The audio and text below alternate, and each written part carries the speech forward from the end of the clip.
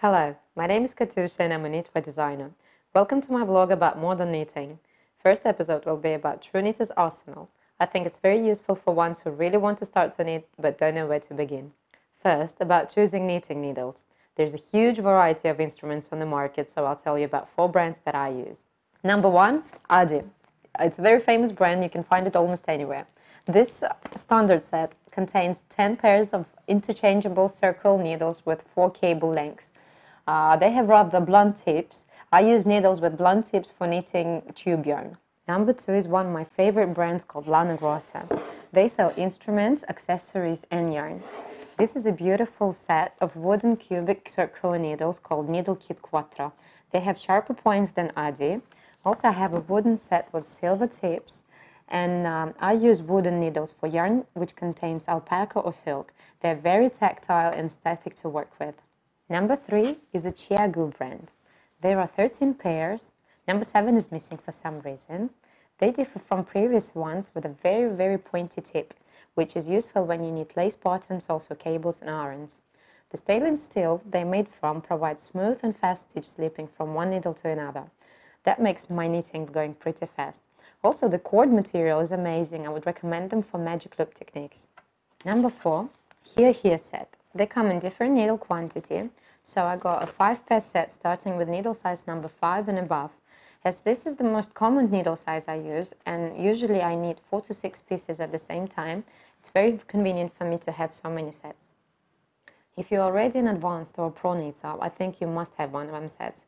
If you're a beginner, I advise you to buy fixed circular needles of each brand size number 5 and see which suits you the best. But if you're planning to knit on, buy one of them sets straight away and I'm sure you won't be disappointed. The rest instruments and accessories that you'll need. Tape measure, I usually work in metric system.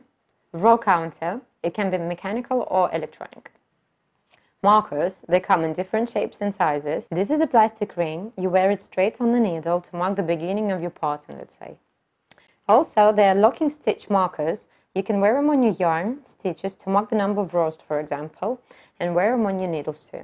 Fluffs and Pills removing machine and a Mohair brush. The better quality yarn you choose, the more wear resistant it is. But in any case, once a half a year, you should treat your knitwear with a peeling procedure and it will look like new. I'll show you how to do it in one of the following episodes. A needle gauge ruler, and it has a knit check to measure your knitwear samples. Crochet hooks in different sizes. I use them for finishing off my knitwear and for decoration. Very sharp scissors. To me, the smaller the better, as they don't take a lot of space. And yarn needles are for sewing our pieces together. A stitch pin, which is very useful when you need to leave some stitches away and come back to them later. Stockinette needles in different sizes. Magazines and books. I have an endless list. When I started knitting, I chose models I liked the most in different issues, and in time studied pattern making and design, so I don't really need the magazines anymore, but my favorites still are FILATI Home from Lana Grossa, Lana Grossa Design Special, Kim Hargreaves issues from Rowan, Modern Top-Down Knitting, Unravel, Knitwear Fashion Design. I will write down the list below the video. I have Home Professional washing machine and the dryer. They have special modes for delicate wool and knitwear.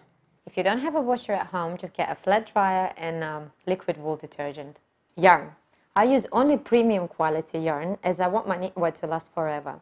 All knitwear is handmade, so imagine if it took you 2 or 3 weeks to make a cardigan, it would be a waste to have it worn out just after first washing or after 2 weeks of wearing. After 7 years of daily knitting, it takes me only 2 or 3 days to make a simple cardigan and 2 days to make a sweater.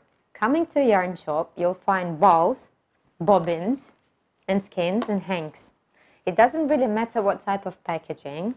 You have to know how to read the label, what fiber is made of, length and weight, which are useful for calculating how much yarn you need to buy for your piece, recommended needle size, washing symbols, so-called density square, and sometimes there's a hint on how much yarn you'll need for a standard sweater sized M or L. That's about it. If you liked my video and you want to begin to knit, next episodes are just for you. We will learn how to knit your first stitches. You'll need 1 ball of yarn with needles number recommendation 6 or 7 and needles number 6 or 7. I'll use Lana Grossa Lulla Berlin Softness and needles number 6. Please find me in my Instagram Katusha workshop to see my designs. Also, there is a knitting technology channel with techniques that I use and recommend. All links are posted below this video. See you in the next episode, and don't forget to subscribe.